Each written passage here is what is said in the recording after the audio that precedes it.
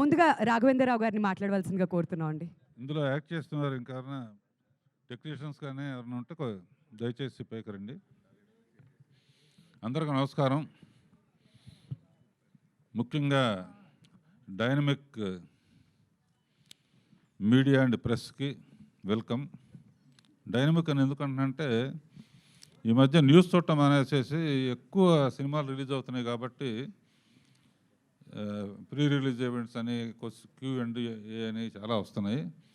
అందులో ఫోకస్ ఆర్టిస్టులు సినిమా కన్నా కూడా వీళ్ళ డైనమిజం ఎక్కువగా ఉంది కనుక దయచేసి మీ సౌహృదయంతో మీ డైనమిజం కొంచెం డబల్ చేసి పెంచండి. ఈసారి చిన్న సినిమా కనుక దీనికి పెద్ద సినిమా తీసుకెళ్ళాలంటే మీరే కారణం. ఇప్పుడు నేను మొదట మాట్లాడబోయేది ఇద్దరు గురించి. నాకు చాలా ఇష్టమైన శేఖర్ కమ్ముల అండ్ అనిల్ రావుపూడి అండ్ రైటర్గా వచ్చేసావా?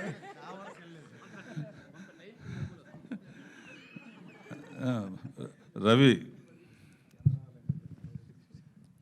మీ ఇద్దరి కోసం ఇది, శేఖర్కి నీకోసం. నేను కొంచెం బిజీగా ఉన్న రోజుల్లో, అంటే బిగినింగ్ 25-30 సినిమాలు తీస్తున్న రోజుల్లో నడుము నొప్పి ఎక్కువ ఉండేది. సరే, అన్ని దేశాల్లో, ఇండియాలో కాకుండా అన్ని దేశాల్లో ఎక్కడికి వెళ్ళినా ఫస్ట్ డాక్టర్ ఎవరు, నడుము నొప్పి ట్రీట్మెంట్ ఏంటి అంటే అతి కష్టం మీద అన్ని దేశాల్లో వచ్చినప్పుడు రెస్ట్ తీసుకుంటున్నారు కదా, రెస్ట్ తీసుకోండి అంటున్నారు. రెస్ట్ తీసుకుంటే ఫుడ్ ఎట్టా వస్తుంది?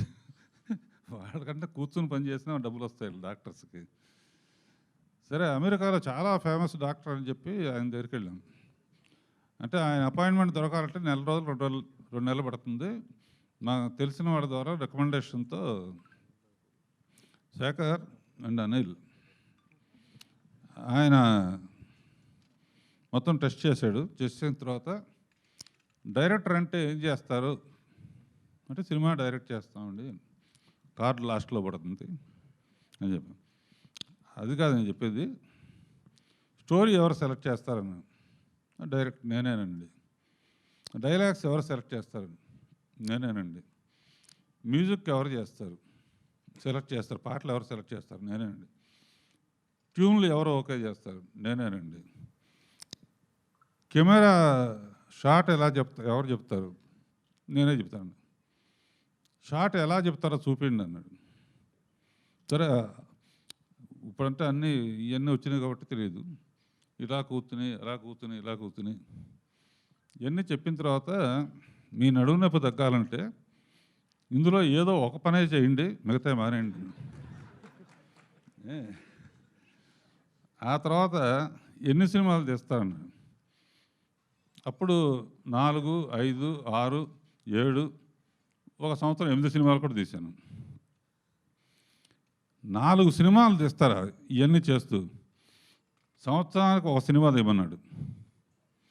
నేనన్నా తీసిందే ఒకటైతే అది అడగకపోతే నా పరిస్థితి ఏంటి?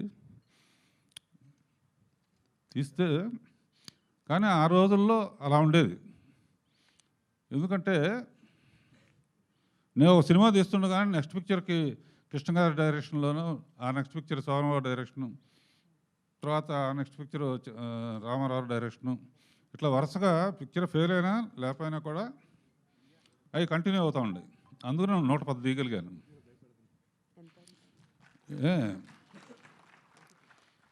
ఇప్పుడు వీళ్ళిద్దరి విషయం చెప్తాను. నేను అప్పుడప్పుడు అనుకుంటాను, వీళ్ళు 2 ఏళ్ళకో సినిమా 3 ఏళ్ళకో సినిమా తీస్తారు ఏమిటి అని ఆలోచిస్తే, వీళ్ళ సినిమా కోసం జనం వెయిట్ చేస్తారు.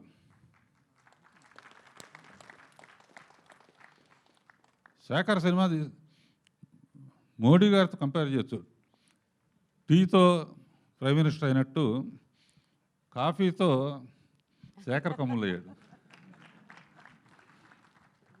ఆ సినిమాకి పాపం ఎంత ప్రమోషన్ చేశాడో. నాకు ఏదైనా పిక్చర్ నచ్చితే కొత్త డైరెక్టర్ అని సరే పిలిచి మాట్లాడతాను అన్నమాట. అట్లా హ్యాపీ డేస్ అప్పుడు ప్రతిసారి శేఖర్ని పిలుస్తాను. Such a wonderful director. సినిమాని ఇలా కూడా తీయొచ్చు అని చూపించిన డైరెక్టర్. అందునే పర్టికులర్గా వీళ్ళు 3 ఏళ్లకు సినిమా తీసినా కూడా శేఖర్ ఎప్పుడు తీస్తాడు సినిమా అనే ఆడియన్స్ కోట్ల మంది ఉండటం అనేది మీ అదృష్టం అమ్మా. నాలాగా ఫాలో అవ్వకండి. అలాగే మన అనిల్ కూడా ఒక పటాస్ అని ఒక ఇన్స్పెక్టర్ సినిమాతో మొదలుపెట్టి భగవంత్ కేసరి అని వాళ్ళ బాబాయ్ బాలకృష్ణ వరకు వచ్చి ఇప్పుడు చిరంజీవిని దాటి ఎక్కడికి వెళ్తాడో తెలియదు. మేమందరం కూడా అనిల్కి ఫోన్ చేసి అనిల్ నవ్వించవయ్యా 3 నెలలకు సినిమా తీయి అని అడిగే పరిస్థితి తీసుకొచ్చాడు. సో వాళ్ళ డైరెక్టర్స్ వాల్యూ ఎలా ఉందంటే వాళ్ళ సినిమా కోసం జనం ఎదురు చూస్తున్నారు. అది మేమందరం చేయలేకపోయిన పని మీరు చేశారు. మీ ఇద్దరికే కంగ్రాచులేషన్స్. అట్లాగే మన బివిఎస్ రవి, అతను చిన్న ఆర్టిస్టులు కాడి నుంచి పెద్ద ఆర్టిస్ట్ చిరంజీవి వరకు రోజు ఎవరింట్లో ఉన్నామంటే చిరంజీవి ఇంట్లో అంటాడు, ఓ రోజు నాని ఇంట్లో ఉంటాడు, ఓ రోజు ఇట్లా అందరికి అండగా ఉండు తను సినిమాలు తీశాడు. ఇంకా మంచి సినిమాలు తీయాలని ఆలోచిస్తున్నాను. నెక్స్ట్ ఇది మ్యాంగా మీడియా ద్వారా దొరుకుతుంది కనుక రాము. సరే, కొత్త వాళ్ళని పరిచయం చేయటం ఎప్పటి నుంచో నాకు ఇష్టం. అన్నిటికన్నా సినిమా సక్సెస్ కన్నా కూడా జీవితంలో కొత్త వాళ్ళని పరిచయం చేయటం. విక్టరీ వెంకటేష్ కానీ, మహేష్ బాబు కానీ, అల్లు అర్జున్ కానీ, వాళ్ళ హనుమాన్ ఒక చైల్డ్ ఆర్టిస్ట్ 100 సినిమా చేసిన అతను హనుమాన్గా ఎదిగాడు. మొన్న శ్రీలీల అండ్ రోషన్ హీరోయిన్లు అయితే కుప్పలు అనుకోండి. ఇలా కొత్త ఆర్టిస్టులని కొత్త డైరెక్టర్స్ని ఇంట్రొడ్యూస్ చేయడం చాలా ఇష్టం. ఈ మధ్య ఒకసారి ఓటీటీలో చూస్తూ ఉంటే మా శేఖర్ తీసిన పంచతంత్ర కథలని ఆహాలో చూశాను. అద్భుతమైన ఫోటోగ్రఫీ ఎవరు అనుకున్నాను. అతనే అన్నాడు. డైరెక్టర్ ఎవరు? అతనే. కథ ఎవరిది? అతనే. డైలాగ్స్ ఎవరు? అతనే. వెంటనే పిలవండి అన్నాను. కథ చెప్పాడు. కథ చెబితే వెంటనే చెక్కు రాసి వెంటనే ఇచ్చేసాను, ఈ సినిమా నువ్వు తీస్తున్నావు అని. ఇతను ఆశ్చర్యపోయాడు. పూలు పళ్ళు వాడుకున్నాయన బెలూన్ కోసం ఎందుకు తీస్తున్నాడు సినిమాని.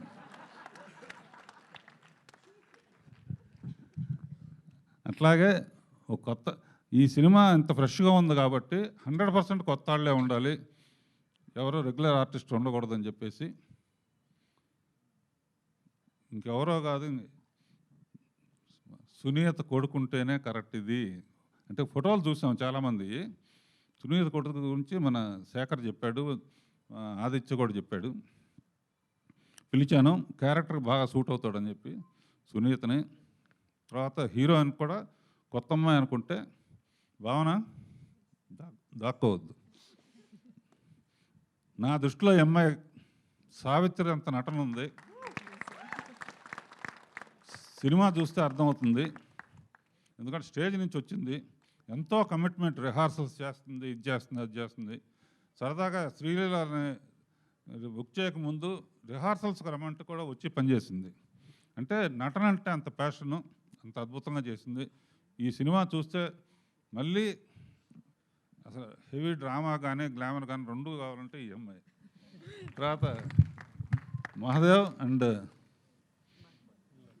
మధు రెండో జంటగా కొంత చిన్న జంట కావాలంటే ఎవరు, అప్పుడప్పుడు కొంచెం తడవటానికి వాటికి పనికొచ్చేది ఎవరని చూస్తే వీళ్ళిద్దరికే ఆ స్కోప్ లేదు కనుక ఒక్క ఉసిరికాయ మటుకు వాడాను. సో మిగతా మా సాహితీ కానీ మిగతా అందరూ ఎంత అద్భుతంగా చేశారంటే మీ పేర్లు మర్చిపోయానమ్మా.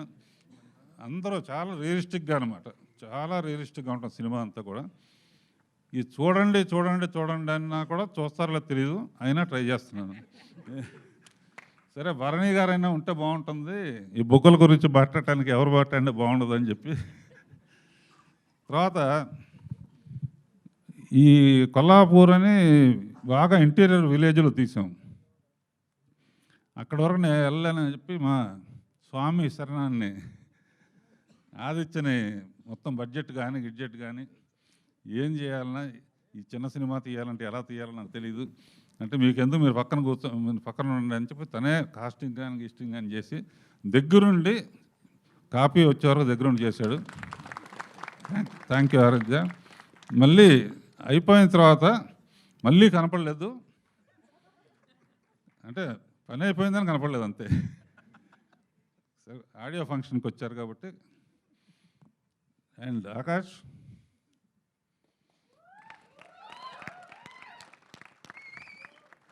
ఇతను సునీతకేమో కొడుకు, నాకేమో బాధ్యత. నేను ఇంట్రడ్యూస్ చేసిన వాళ్ళందరూ మంచి పొజిషన్లో ఉన్నారు. ఎట్టి పరిస్థితుల్లో ఇతను కూడా చాలా మంచి పొజిషన్లో తీసుకెళ్ళాలని కొన్ని సీన్లు అవసరమైతే రీషూట్ చేసి చాలా ఎక్స్ట్రాడినరీగా పర్ఫామ్ చేస్తాడు. చాలా బాగా చేశాడు కూడా సినిమాలో కూడా. అంటే ఈ క్యారెక్టర్కి ఇతను తప్ప ఇంకెవరో సూట్ అవ్వరు, ఎవరు చేసినా కూడా ఈ సినిమా ఆడదు అన్నంత న్యాచురల్గా చేశాడు. And all the best Akash. And Sunita, ఇలాంటి కొడుకునిచ్చినందుకు పాడుతూ ఉండగా పుట్టుంటాడు కనుక చాలా చక్కగా యాక్ట్ కూడా చేశాడు. అండ్ ఎవరినైనా మర్చిపోతే సారీ. ఇందులో హారిక, ఇంకో అమ్మాయి పేరేంటమ్మా, సాహితి, సునీత కలిసి టైటిల్ సాంగ్ పాడారు. మా కాస్ట్యూమ్ డిజైనర్, మా ఎడిటర్ అందరూ. And music Sandy. ఇతను ఫస్ట్ టైము బింబిసారాలో కీరవాణి గారి దగ్గర వయలినిస్టు పెద్ద హిట్ సాంగ్ పాడిచ్చాడు. ఏం పాట అది? అడగాలే అంటే నీతో ఉంటే చాలు. అండ్ మంచి వయలినిస్టు. ఇతనికి first time music director chance ఇచ్చాం. కొన్ని కారణాల వలన అమెరికా వెళ్ళాడు. అప్పుడు వెంటనే తెలంగాణ బ్యాక్గ్రౌండ్ కనుక బొబ్బిలి పిలిచి మ్యూజిక్ చెప్తాం. అతను కూడా అద్భుతంగా చేశాడు. శ్రీలేఖ కొంత చేసింది. అందరికీ థ్యాంక్స్. ఎవరినైనా మర్చిపోయింటే క్షమించండి. ఇప్పుడు శిరాస్త్రి, ఇతను రామ్ గోపాల్ వర్మకి రాయగలడు, రాజమౌళికి రాయగలడు, రాఘవేంద్రరావుకి రాయగలడు.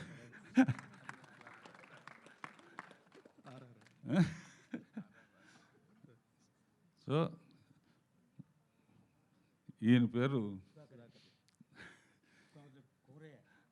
దీంట్లో బలగంలో చూసి అర్జెంటుగా ఇతను ఉండాలి, ఎట్టి పరిస్థితుల్లో ఏ వేషమైనా ఉండాలని చెప్పి ఇతను కూడా అద్భుతంగా చేశాడు. చాలా రియలిస్టిక్గా ఉంటాడు.